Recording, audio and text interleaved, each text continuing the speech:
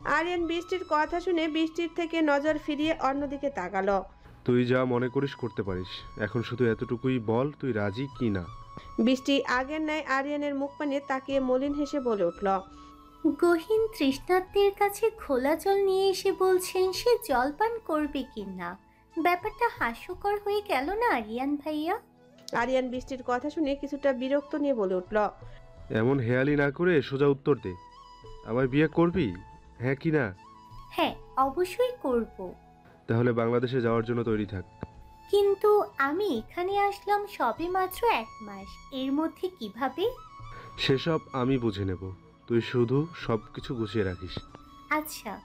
আরিয়ান কিছু একটা ভেবে বলে উঠল, এত রাতে তোকে আর হোস্টেলে যেতে হবে না, এই ফ্ল্যাটে 2টো রুম আছে, তুই আমার পাশের রুমে থাকতে পারিস। কাল সকাল হলে চলে যাস হোস্টেলে। আচ্ছা ঠিক আছে। এই বলে বৃষ্টি বসা থেকে উঠে দাঁড়ালো এবং ঘরের উদ্দেশ্যে পা বাড়ালো। তখনই আরিয়ান পেছন থেকে বৃষ্টিকে জিজ্ঞেস করে, আপনাদের সাথে কথা ভালো আছে তো? রাত 1টায়, হিমশীতল দেশ কানাডা। বর্তমান ঋতু গ্রীষ্ম হলে কি হবে, শীতের প্রকোপ কমছে তা মনে হয় না।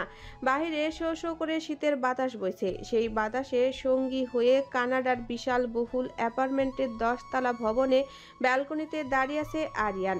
তাকিয়ে আছে অসীম দূরে। এই শীতল বাতাসও যেন আরিয়ানের মনের আগুন নিভাতে অক্ষম। বেশ কিছুক্ষণ পর আরিয়ান নীরবতা ভেঙে মনের আবেগ মিশিয়ে গেয়ে উঠল। আরিয়ান একটা দীর্ঘশ্বাস ছেড়ে বেশ কিছুক্ষণ আগের কথা ভাবতে লাগলো। আপনাদের সাথে কথা ভালো আছে তো? আরিয়ানের প্রশ্ন শুনে বৃষ্টি থমকে দাঁড়ালো।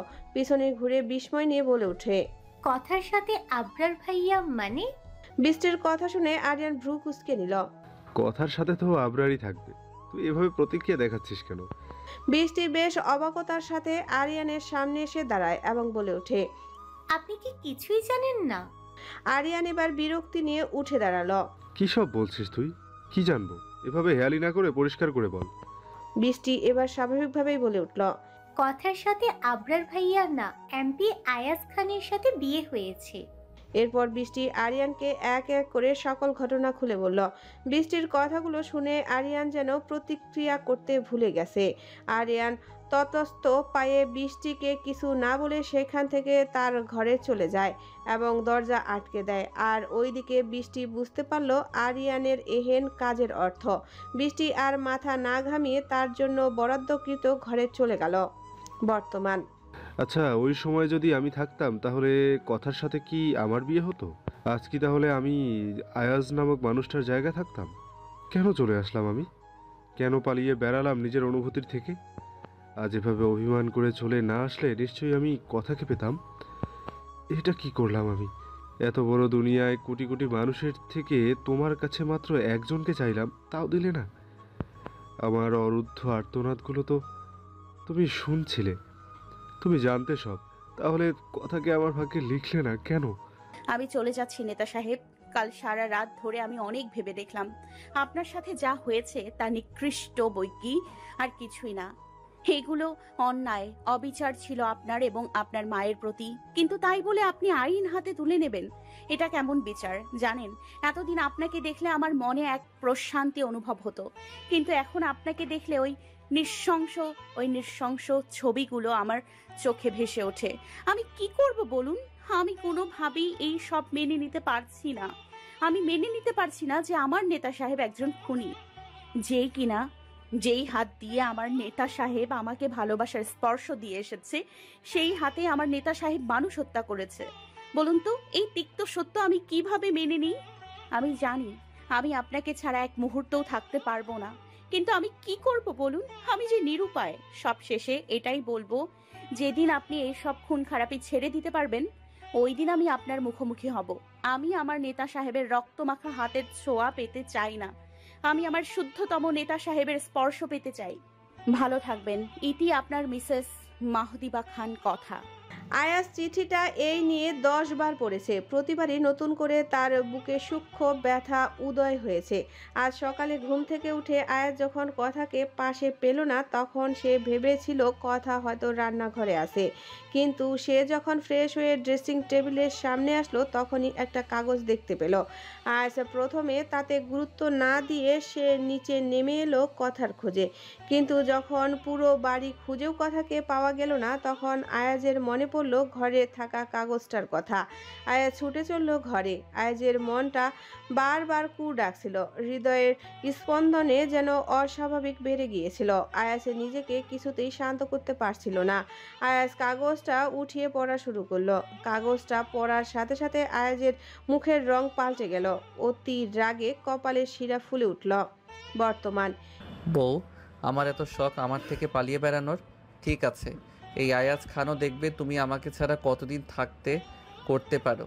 এতদিন আয়াজ খানের ভালো মানুষই দেখে এসেছো, আজ থেকে না হয় আয়াজ খানের ভিন্ন রূপ দেখবে।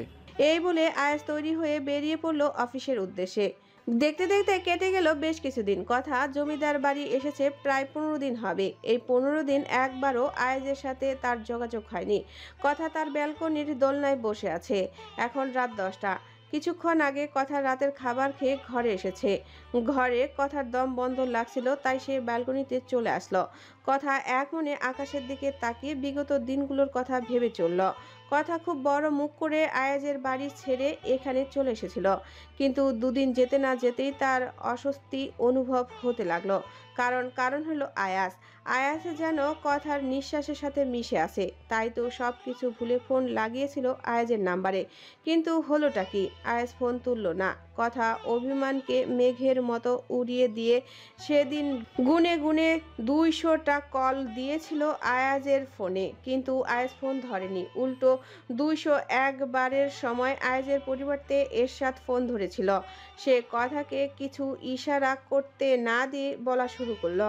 ভাবি, ভাই অনেক গুরুত্বপূর্ণ কাজ করছে, তাই আপনার সাথে তার কথা বলা সম্ভব না। এখন রাখি ভাবি। আসসালামু আলাইকুম ভাবি। ব্যাস এইটুকু বলে এরশাদ ফোন রেখে দিল। কথা বুঝতে পারছে আয়াজ তার সাথে ইচ্ছে করেই কথা বলেনি। আয়াজের এহেন কাজে কথার অভিমানের ভারী পাল্লা আরো ভারী হলো। তাই তো সেই অভিমানের রেশ ধরেই কথা সেই দিনের পর আর ফোন দেয়নি আয়াজকে। কথা এ বাড়িতে আসার পর তার সাথে বেশ কিছু ঘটে যায়। প্রথমত, রাইমা খান ও আফসানা খান কথাকে নিয়ে কোনো কথা বলেনি। তারা কেমন যেন চুপচাপ হয়ে গিয়েছেন। আগের দাপটটা কথা তাদের মাঝে দেখতে পেল না। আর দ্বিতীয়ত, নূপুরের সাথে তার বেশ সখ্যতা গড়ে উঠেছে। প্রথম কথা নূপুরকে দেখলে এড়িয়ে চলতো। হয়তো কিছুটা জড়তা কাজ করতো তার মধ্যে, কিন্তু নূপুর কথার সাথে সখ্যতা গড়ার একটা পদও বাকি রাখেনি। নূপুর মেয়েটাই এমন। আবরারের প্রতি কথার এখন কোনো অভিযোগ নেই, কারণ আবরার যদি তাকে না ছেড়ে যেত তাহলে সে হয়তো আয়াজের মতো জীবনসঙ্গী পেত না। কিন্তু এখন পর্যন্ত কথার আবরারের মুখোমুখি হয়নি। হয়তো আবরারকে দেখলে তার অস্বস্তি হয়, কিন্তু নূপুরের সাথে তার বেশ সখ্যতা গড়ে উঠেছে। কথার সারাদিন কাটে তার ভাইদের সাথে মজা করে এবং ইতি ও নূপুরের সাথে গল্প করে। কিন্তু রাত হলে আয়াজের উপস্থিতি তাকে কুরে কুরে খায়। কথার এত সব ভাবনার মাঝে তার মনে পড়ে গেল সে আয়াজের বাড়ি থেকে আসার সময় একটা ডায়েরি নিয়ে এসেছিল, যেটা ওই তালাবদ্ধ ঘরে ছিল। এতদিন এত ঝামেলায় কথা ওই ডায়েরির কথা ভুলেই গিয়েছিল। কথা তটস্থ পায়ে ব্যালকনি ছেড়ে ঘরে প্রবেশ করলো। আলমারি থেকে সন্তপনের ডায়েরিটা বের করে তা নিয়ে পা ভাঁজ করে খাটে বসে পড়ল। কোল বালিশ রেখে ডায়েরির প্রথম পৃষ্ঠা খুলল। আর তখন কথা দেখতে পেল ডায়েরির প্রথম পৃষ্ঠাতে লেখা ইলমা ইসলাম। ডায়েরির এমন নাম দেখে কথার মধ্যে বেশ কৌতূহল সৃষ্টি হলো। সে বেশ কৌতূহল নিয়ে ডায়েরিটা পড়া শুরু করলো। নিজের চোখের সামনে নিজের মায়ের কষ্ট সহ্য করতে পারবি? তুই পারছিস না? আমি তো জন্মের পর থেকে নিজের মাকে দেখে আসছি, কিন্তু তুই তো সেই সৌভাগ্যটুকুও পাসনি। পরিবার থেকেও পরিবারহীনা থেকেছিস। 10টা বছর আয়াজ, 10টা বছর থেকে অনিচ্ছা সত্ত্বেও নানা কথা বলে আঘাত দিয়ে গেছে। যাকে ভালোবাসতে তার চোখে অন্য কারোর জন্য ভালোবাসা দেখে গিয়েছিস। এসব থেকে আমার কষ্ট নিতান্তই ক্ষুদ্র, আমাকে নিয়ে ভাবিস না। কিন্তু হ্যাঁ, মা তো জন্ম দিয়েছে আমাকে, কষ্ট তো লাগবে। কিন্তু তুই একটা কথা মনে রাখিস, অপরাধী যতই আপনজন হোক না কেন, তার সর্বপ্রথম পরিচয় হলো সে একজন অপরাধী। আর অপরাধীর কোনো ক্ষমা নেই এই আবরার ফায়েজ খানের কাছে। তাই তুই আমাকে নিয়ে চিন্তা করিস না। এ আবরার ফায়েজ খান নিজেকে সামলানোর ক্ষমতা রাখে। আয়াস এবং আবরার বর্তমান কুশিয়ারা নদীর পাড়ে দাঁড়িয়ে আছে। তাদের পেছনে কিছুটা দূরে দুই গাড়ি নিয়ে এরশাদ, মোর্শেদ ও হাসিব দাঁড়ানো।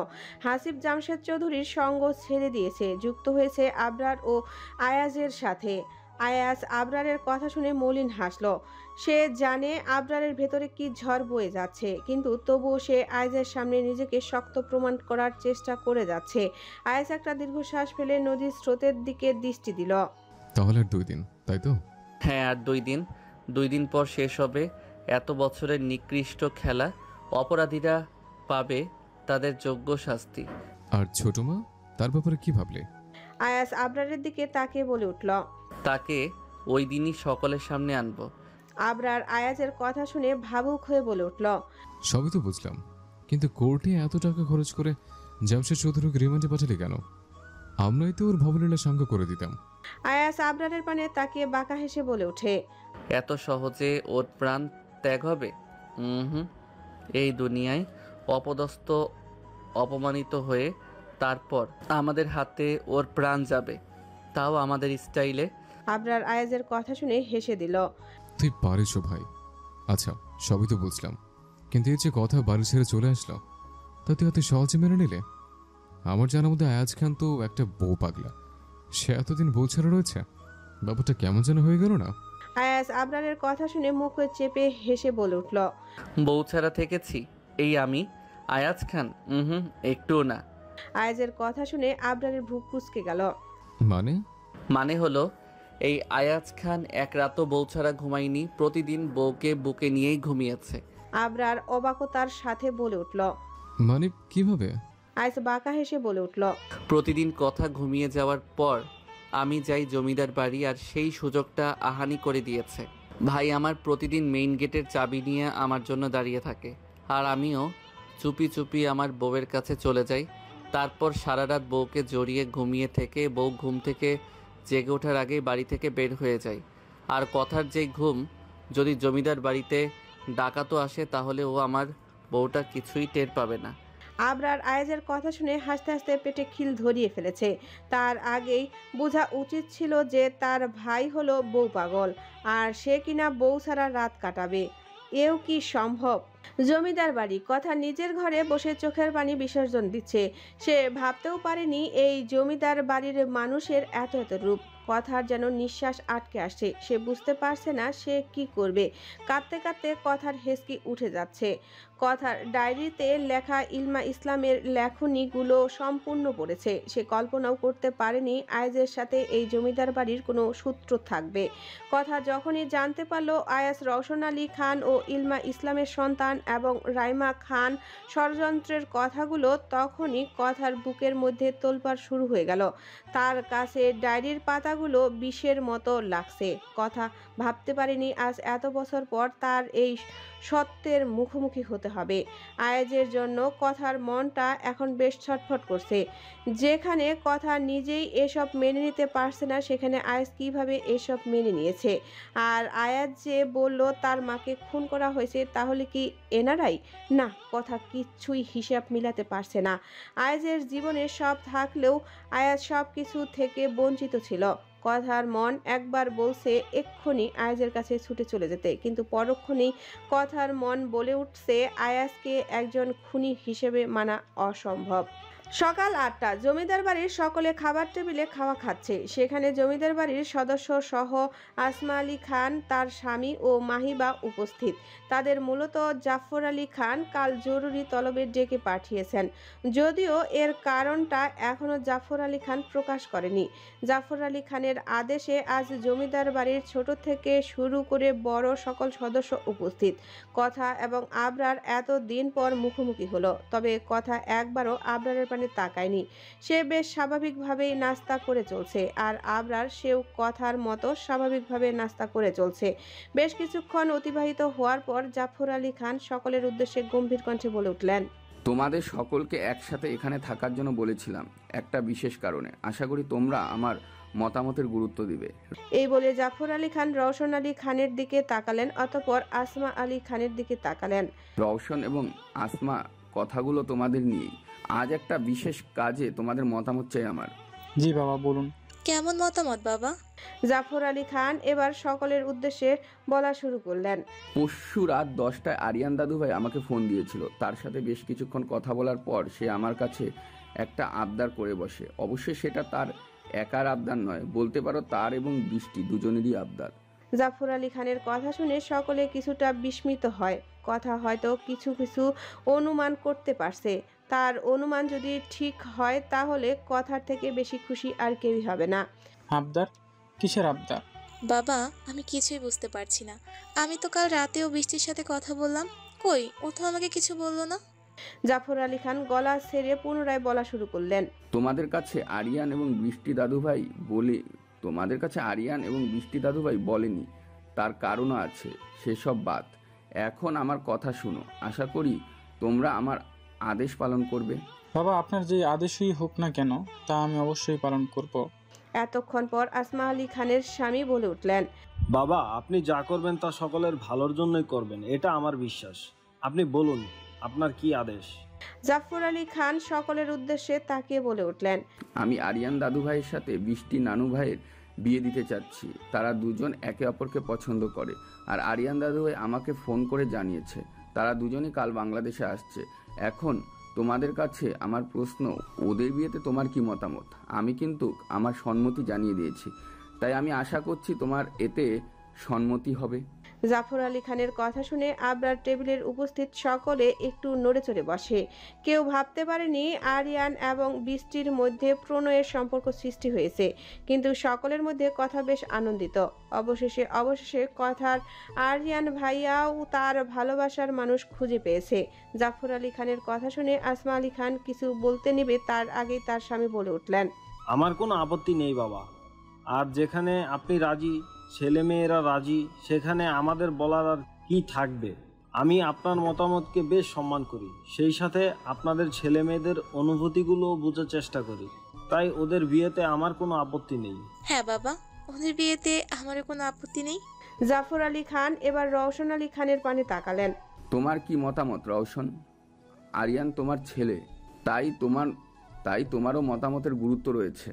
আরিয়ান যেহেতু বৃষ্টিমাকে পছন্দ করে, তাহলে সেখানে না নামক কিছুই থাকে না বাবা। ওরা বাংলাদেশে আসুক, ওদের বিয়ের সকল ব্যবস্থা আমরা শুরু করে দিব। জাফর আলী খান সকলের মন্তব্যের উপর ভিত্তি করে আরিয়ান এবং বৃষ্টির বিয়ের সিদ্ধান্ত নিল। তার সিদ্ধান্তে সকলের খুশি হলেও একজন রাগে ফেটে পড়ছে, আর তিনি হলো রাইমা খান। কারণ তার কাছ থেকে কোনো মতামত নেওয়া হয়নি। তার ছেলের ভবিষ্যৎ নিয়ে আলোচনা হচ্ছে আর তারই মতামত নেওয়া হলো না। কিন্তু রাইমা খান কিছুই বলল না, কারণ এই বাড়ির সকল সদস্যের সাথে বেশ কয়েকটা দিন ধরে তার ভালো সম্পর্ক যাচ্ছে না, তাই তিনি চুপ রইলেন। কানাডা সবকিছু গোছানো শেষ। এখান থেকেই আজ তাদের ফ্লাইট। বৃষ্টি আজ সকালে তার সমস্ত জিনিসপত্র নিয়ে আরিয়ানের বাসায় চলে এসেছে। এখান থেকেই তারা একসাথে এয়ারপোর্টে যাবে। হ্যাঁ ভাইয়া, সবকিছু গুছিয়ে নিয়েছি, তুমি চিন্তা করো না। আচ্ছা ঠিক আছে, এখন তো দুপুর, বল কি খাবি? বাহির থেকে আনিয়ে নিব কিছু, নাকি ঘরে বানাবো? শুধু শুধু কষ্ট করে ঘরে বানানোর প্রয়োজন নেই, তুমি বরং বাহির থেকে কিছু একটা অর্ডার করে দাও। আচ্ছা ঠিক আছে, দুপুরের খাবার খেয়ে কিছুক্ষণ বিশ্রাম নিবি, বিকেলের দিকে আমরা বেরিয়ে পড়ব। আচ্ছা ভাইয়া। আরিয়ান চলে গেল বৃষ্টির রুম থেকে। বৃষ্টি একটা প্রশান্তির নিঃশ্বাস নিল। তার কেমন যেন সবকিছু স্বপ্ন মনে হচ্ছে। আর কিছুদিন পর আরিয়ান নামের পাশে তার নামটা সারা জীবনের জন্য জুড়ে যাবে। এটা ভাবতেই বৃষ্টির মনটা বাকবাকুম করে নাচছে। রাত 7:55। বৃষ্টি এবং আরিয়ান প্লেনে বসে আছে। আর ঠিক 5 মিনিট পর তাদের প্লেন টেক অফ করবে। তারপর আর কিছু ঘন্টার ব্যবধানে তারা বাংলাদেশের মাটিতে পা রাখবে। আরিয়ান এবং বৃষ্টি সকাল 10টার দিকে জমিদার বাড়িতে পৌঁছিয়েছে। এত দূরের যাত্রা পাড়ি দেওয়ার পর আরিয়ান এবং বৃষ্টি দুজনেই বেশ ক্লান্ত ছিল। তাই সকলের সাথে টুকিটাকি কথা বলে তারা তাদের ঘরে চলে যায় বিশ্রাম করতে। কথা অবশ্য তখন তাদের সামনে যায়নি। আরিয়ানের সামনে যেতে কথার কেমন যেন অস্বস্তি হচ্ছিল, কিন্তু বাড়িতে প্রবেশের সাথে সাথে আরিয়ানের দু চোখ তার কথা রানীকেই খুঁজে চলছিল নিজের তৃষ্ণা মেটাতে। একটুকু না, কারণ আরিয়ান মানে কথা এখন বিবাহিত, তাই কথার প্রতি তার কোনো অনুভূতি থাকা এটা ইসলামী শরীয়ত মোতাবেক হারাম। আরিয়ান এই দুদিন নিজেকে খুব বুঝিয়েছে, চেষ্টা করেছে নিজের অনুভূতিগুলো নিজের মনে দাফন করতে, কিন্তু এখনও সে পুরোপুরি সফল হতে পারেনি। কিন্তু সে চেষ্টা করে যাচ্ছে। তার কথা রানী তো পবিত্র ফুল, সে কিভাবে তার কথা রানীর গুণহা বাড়াতে পারে? ভালোবাসার অর্থ কি সবসময় পূর্ণতা? একদমই না। মাঝে মাঝে অপূর্ণতার মাঝেও ভালোবাসা পাওয়া যায়। আরিয়ান জানে না যে সে বৃষ্টিকে কখনো ভালোবাসতে পারবে কিনা, কিন্তু সে চেষ্টা করবে ভালোবাসা ছাড়া বৃষ্টির প্রতি সকল দায়িত্ব পালন করার। আরিয়ান কিছুক্ষণ আগে ওয়াশরুম থেকে ফ্রেশ হয়ে ঘরে প্রবেশ করলো, আর তখনই তার কর্ণে দরজার করাঘাতের প্রতিধ্বনি প্রবেশ করলো। আরিয়ান চোখ ঘুরিয়ে দেখলো কাঙ্ক্ষিত ব্যক্তিটির দিকে। তখনই সে দেখতে পেল কথা তার দরজায় দাঁড়িয়ে আছে। আজ কত মাস পর আরিয়ান কথাকে দেখছে। পর মুহূর্তেই আরিয়ানের কিছু মনে হতেই আরিয়ান মুচকি হেসে বলে উঠল, আরে কথা যে, আয় ভিতরে আয়। আরিয়ানের স্বাভাবিক কথা শুনে কথার মন কিছুটা শান্ত হলো। সে তো ভেবেছিল আরিয়ান না জানি তাকে কি না কি বলে। কথা ধীর পায়ে ঘরের মধ্যে প্রবেশ করলো। কথা আরিয়ানের পানে তাকে ইশারা করলো। কেমন আছো ভাইয়া? আরিয়ান কথার ইশারা বুঝতে পেরে মুচকি হেসে মাথা নেড়ে বলে উঠল, আলহামদুলিল্লাহ ভালো আছি, তুই কেমন আছিস? আমিও ভালো আছি। তা শুনলাম আমাদের ছোট্ট কথার নাকি সিলেটের নতুন এমপির সাথে বিয়ে হয়েছে। আরিয়ানের এহেন কথা শুনে কথা কিছুটা লজ্জা পায়। মানে হ্যাঁ। আরিয়ান আগের মতোই হেসে বলে ওঠে, তো এমপি সাহেব কেমন? ভালো তো? তোর খেয়াল রাখে, যত্ন করে তোর? হ্যাঁ ভাইয়া, সে আমার অনেক খেয়াল রাখে, অনেক যত্নও করে আমাকে। বলতে গেলে তার মতো জীবনসঙ্গী পাওয়া ভাগ্যের ব্যাপার। আরিয়ান কথার ইশারা বুঝতে পেরে প্রশান্তির হাসি হাসলো। এই ভেবে যে তার কথা রানী ভালো আছে, সে তো সবসময় এটাই চেয়ে এসেছে। হঠাৎই ঘরের মধ্যে বৃষ্টির আগমন ঘটে। আরিয়ান ভাইয়া, তোমার এই... বৃষ্টি ঘরে ঢুকতে ঢুকতে কথাটা বলছিল, আর তখনই সে কথাকে দেখে থেমে গেল। বৃষ্টি ভাবেনি কথাকে সে আরিয়ানের ঘরে দেখতে পারবে। বৃষ্টি হাসি মুখে কথার কাছে এসে জিজ্ঞেস করলো, কি রে কুথু, কেমন আছিস? আসার পর তো তোর কোনো খোঁজই পাইনি, কোথায় ছিলিস? আমি ঘরে ছিলাম, ঘুমোচ্ছিলাম একটু। কিছুক্ষণ আগে ঘুম ভাঙলো, তাই আরিয়ান ভাইয়ার সাথে দেখা করতে চলে আসলাম। ভালো করেছিস। আরিয়ানের দিকে তাকিয়ে, এই নাও ভাইয়া তোমার ঘড়ি, প্লেনে থাকতে আমাকে দিয়েছিলে আমার ব্যাগে রাখতে। দে। এই বলে আরিয়ান বৃষ্টির কাছ থেকে ঘড়িটা নিয়ে নিল। বৃষ্টি এবার কথাকে নিয়ে যেতে যেতে বলল, আমি একটু কথাকে নিয়ে যাই ভাইয়া, কতদিন পর ওর সাথে দেখা হলো। আরিয়ান হয়তো কিছু বুঝতে পারলো, তাই সে বলে উঠল, যা, আমিও এখন একটু ঘুমাবো। আরিয়ানের কথা শুনে বৃষ্টি কথাকে নিয়ে চলল তার রুমে। আর ওইদিকে আরিয়ান বৃষ্টির এহেন কাজ দেখে একটা দীর্ঘশ্বাস ছাড়ল। সে জানে বৃষ্টি কথাকে কতটা ভালোবাসে, কিন্তু ওই যে ইংরেজিতে জেলাসি বলতে একটা কথা আছে না, সেটাই হয়তো বৃষ্টির মধ্যে কাজ করছে। আর এটা হওয়াটাও স্বাভাবিক। কথার আজকের দিনটা বেশ ভালো কেটেছে। সারাদিন ইতি, নূপুর এবং বৃষ্টির সাথে গল্প করে কাটিয়েছে। তাদের সাথে আরও যুক্ত হয়েছে মাহিবা, সাহিল, ইমন। এখন রাত 10টা। রাতের খাবার খেয়ে সারাদিন পর কথা তার ঘরে প্রবেশ করলো। আলমিরা থেকে রাতের পোশাক নিয়ে চলে গেল ফ্রেশ হতে। কিন্তু ফ্রেশ হয়ে কথা তার ঘরের মধ্যে এমন কিছু দেখবে তা সে কল্পনাও করতে পারেনি। কথা দেখতে পেল আয়াসা খাটে শটান হয়ে শুয়ে আছে। পরনে তার কালো রঙের টি শার্ট ও ট্রাউজার। দু হাত একসাথে করে মাথার পেছনে দিয়ে পাগুলো একটা আরেকটার উপরে রেখে পা নাচাচ্ছে। চোখ দুটো তার বন্ধ। কথা হতবাক হয়ে তাকিয়ে রইল আয়েজের পানে। সে বুঝতে পারছে না সে কি স্বপ্ন দেখছে। কথা ধীর পায়ে আয়েজের কাছে এসে দাঁড়ালো। নিজের কৌতূহল মেটাতে কথা আয়েজের দিকে কিছুটা ঝুঁকলো। কাপা কাপা হাত উঠিয়ে যেই না আয়াসকে স্পর্শ করতে যাবে, অমনি আয়াসের কথার হাত টান দিয়ে খাটে নিয়ে আসলো এবং কথাকে তার নিচে ফেলে সে কথার উপর ঝুঁকে গেল। কয়েক সেকেন্ডের মধ্যে কি হয়ে গেল কথা বুঝে উঠতে পারল না। আয়াস তার হাত দুটো খাটের সাথে চেপে রাখায় কথার আয়াসকে কিছু ইশারা করতেও পারছে না, কিন্তু চোখ দিয়ে নিজের অসহায়ত্ব প্রমাণ করছে। আজ কথার চাহনি তোয়াক্কা করলো না। সে গাছাড়া ভাবে বলে উঠল, আমি তোমার কাছে এমনি এমনি আসিনি বুঝলে, শুধুমাত্র কাল আমার শরীরে একটু বেশি এনার্জির প্রয়োজন, তাই আসা। কেননা কাল যদি শরীরে এনার্জির অভাব থাকে তাহলে সব কাজ ঠিকঠাকভাবে গুছিয়ে করে উঠতে পারবো না। এখন চুপচাপ আমাকে এনার্জি অর্জনে সাহায্য করো। আর হ্যাঁ, এটা ভেবো না যে এই আয়াজ খান তোমাকে ছাড়া থাকতে পারে না।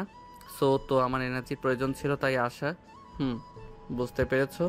কথা আয়াজের এহেন কথা শুনে হাসবে নাকি কাঁদবে বুঝতে পারছে না। মনে মনে আয়াজকে পাগল উপাধি দিতেও সে ভুলেনি, কিন্তু কাল আয়াজের কি এমন কাজ আছে তাই সে বুঝতে পারল না। কথার ভাবনার মাঝেই আয়াজ তার কাজ শুরু করে দিয়েছে।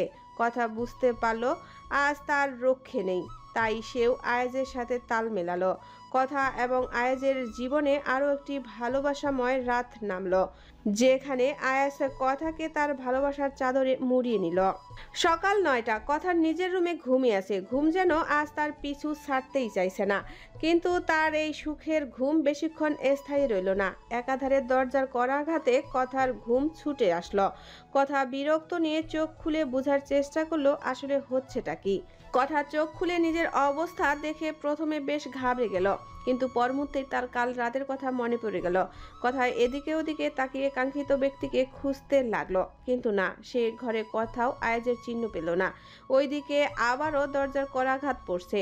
কথা বিছানা থেকে উঠে দাঁড়িয়ে নিজেকে ঠিকঠাক করে নিয়ে পা বাড়ালো দরজার উদ্দেশ্যে। কথা দরজার ছিটকুনি খুলে দিয়ে দরজাটা মেলল, আর তখনই সে দেখতে পেল দরজায় নূপুর ও ইতি দাঁড়ানো। কথা তার ভ্রু নাচিয়ে ইতি এবং নূপুরকে জিজ্ঞেস করলো কি হয়েছে। কথার ইশারা বুঝতে পেরে নূপুর তাড়াহুড়া ভাব নিয়ে বলে উঠল, আরে বোন, বাড়িতে এত বড় কাণ্ড ঘটে যাচ্ছে আর তুই এখনো ঘুমাচ্ছিস? নূপুর কথাকে তুই করে বলে, সেটা অবশ্য কথাই নূপুরকে বলতে বলেছিল। কথা নূপুরের কথা শুনে ইশারা করলো। বড় কাণ্ড মানে কি হয়েছে, কি বলছো তুমি? ইতি এবং নূপুর কথার ইশারা ঠিক মতো বুঝতে পারল না, তবুও এতদিন কথার সাথে থেকে থেকে কিছুটা আয়ত্ত করে নিয়ে বলে উঠল, আরে এত কথা বলার সময় নেই, তুই ফ্রেশ হয়ে তাড়াতাড়ি নিচে আয়। বাড়িতে কী সব হচ্ছে আমি কিছুই বুঝতে পারছি না, আর দাদু তোকে তাড়াতাড়ি নিচে নামতে বলেছে। আচ্ছা ঠিক আছে, তোমরা যাও, আমি ফ্রেশ হয়ে আসছি। ইতি এবং নূপুর চলে গেল সেখান থেকে, কিন্তু কথা ভাবনায় পড়ে গেল যে নিচে কি এমন হচ্ছে যার কারণে জাফর আলী খান তাকে এত জরুরি তলব পাঠালো, আর ইতি এবং নূপুরই বা এমন করছে কেন। কথা আপাতত তার ভাবনাগুলো এক কোণায় সরিয়ে রেখে চলে গেল ফ্রেশ হতে। কথা ফ্রেশ হয়ে একটা খয়েরি রঙের সুতির শাড়ি গায়ে জড়ালো, চুলগুলো ভিজে তাই খোলা রাখলো। হাতে আয়েজের দেওয়া সেই বালা দুটো তৈরি হয়ে কথার নিচে নামার উদ্দেশ্যে পা বাড়ালো, কিন্তু কয়েক সিঁড়ি নামতেই কথার পা আপনা আপনি থেমে গেল। কথার মনে হলো সে কোনো স্বপ্ন দেখছে, এক্ষুনি হয়তো তার ঘুম ভেঙে যাবে। কিন্তু এ কি আদৌ স্বপ্ন? কথার মনে হচ্ছে তার শরীরের সমস্ত শক্তি যেন অদৃশ্য কাল শুষে নিয়েছে। সে দাঁড়িয়ে থাকার মতো শক্তিটাও পাচ্ছে না। জমিদার বাড়ির আলিশান বসার ঘরে পরিচিত মুখের সাথে সাথে বেশ কিছু অপরিচিত মুখ দেখা যাচ্ছে। সেই সকল অপরিচিত মুখের মধ্যে কিছু লোক পুলিশের ইউনিফর্ম পরে আছে। পুলিশের বড় কর্মকর্তা সোফায় বসা, আর বাকিরা তার পাশেই দাঁড়িয়ে আছে। জাফর আলী খান সোফায় বসা, তার পাশের সোফায় রওশন আলী খান, আশফাক আলী খান ও রওশন আলী খান বসা। বসার ঘরের এক কোণায় বাড়ির 3 গিন্নি আসমা আলী খান ও বাড়ির বাকি মেয়েরাও দাঁড়িয়ে আছে, কিন্তু তাদের মধ্যে রাইমা খান এবং আফসানা খানের চোখে মুখে আতঙ্কের প্রতিচ্ছবি ভেসে উঠেছে। অন্য সোফায় আরিয়ান, আবরার, আহান বসা। কথা সকলকে পর্যবেক্ষণ করলো, কিন্তু তার চোখে থমকে রইল দুজন ব্যক্তিকে দেখে। সিঙ্গেল সোফায় পায়ের উপর পা উঠিয়ে বেশ আয়েশি ভঙ্গিতে বসে থাকা আয়েজের পানে, যার পরনে সাদা পাঞ্জাবি ও পাজামা, পাঞ্জাবির উপর খয়েরি রঙের মুজিব কোট। চোখ মুখে এক আলাদাই স্নিগ্ধতা ও আত্মবিশ্বাস ভর করে আছে। অপর ব্যক্তি এমন একজন যাকে দেখার সৌভাগ্য কথার বুঝ হওয়ার পর শুধুমাত্র একবারই হয়েছিল, তাও আবার ছবিতে। তাকে দেখে কথা শ্বাস প্রশ্বাস দ্রুত উঠানামা করতে লাগলো। যেই মানুষটাকে দেখার জন্য কথা এত বছর অধীর আগ্রহে অপেক্ষা করেছিল, সেই মানুষটা আজ ওর সামনে বসে আছে। কথা ধীর পায়ে সিঁড়ি বেয়ে নিচে নেমে আসলো। বসার ঘরে কথার উপস্থিতি টের পেতেই সকলে কথার পানে তাকালো, কিন্তু তাকালো না শুধু আয়াজ, তার দৃষ্টি অন্যদিকে। কথা ধীর পায়ে হেঁটে দাঁড়িয়ে পড়লো সেই কাঙ্ক্ষিত মানুষটির সামনে, যার পরনে কালো রঙের বোরখা ওড়না দিয়ে মাথা ঢাকা, মুখে বয়স ও ক্লান্তির ছাপ স্পষ্ট। কথার ইচ্ছে করলো তার হাতটা দিয়ে তার সামনের মানুষকে একটু ছুঁয়ে দেখতে। কাঙ্ক্ষিত ব্যক্তিটি কথার দিকে অশ্রু চোখে তাকিয়ে উঠে দাঁড়ালো। কথার ইচ্ছে করছে তাকে একবার ডাক দিতে, কিন্তু সৃষ্টিকর্তা যে তাকে সেই সুযোগটুকু দেয়নি। কথা নিজের কাঁপা কাঁপা হাত দিয়ে ইশারা করে উঠল, মা। কথার ইশারার কথার সাথে সাথে কাঙ্ক্ষিত ব্যক্তিটি কথাকে জড়িয়ে ধরলো, এমনভাবে জড়িয়ে ধরলো যেন কথাকে ছেড়ে দিলেই কথা কোথাও হারিয়ে যাবে। কথাও তাকে আষ্টে পিষ্টে জড়িয়ে ধরলো। কথার ভেতরটা আজ ফেটে যাচ্ছে। ইচ্ছে করছে নিজের আবেগটুকু জোরে আওয়াজ করে কেঁদে বাহিরে করতে, কিন্তু পারছে না কোনো শব্দ করতে। হ্যাঁ, কাঙ্ক্ষিত ব্যক্তিটি হলো কথার মা, মিসেস জোনাকি খান। কথা জোনাকি খানকে জড়িয়ে ধরে কেঁদেই যাচ্ছে। আর জোনাকি খান আজ 18টা বছর পর তার বুকের ধনকে স্পর্শ করতে পেরেছে তার বুকে জড়িয়ে রাখতে। জোনাকি খানের অনুভূতিগুলো একজন মাই বুঝবে। দুই মা মেয়ের কান্নার পরিবেশটা ভারী হয়ে উঠল। সকলে প্রাণ ভরে দু মা মেয়ের মিলন দেখতে লাগলো। শুধু দেখলেন না, ইলিয়াস আলী খান, সে মাথা নিচু করে বসে আছে, তার ভাবভঙ্গি বোঝার উপায় নেই। অবশেষে আয়াস কথার পরিবেশটা কিছু স্বাভাবিক করল। আয়াস জাফর আলী খানের দিকে তাকে গম্ভীর করে বলে উঠল,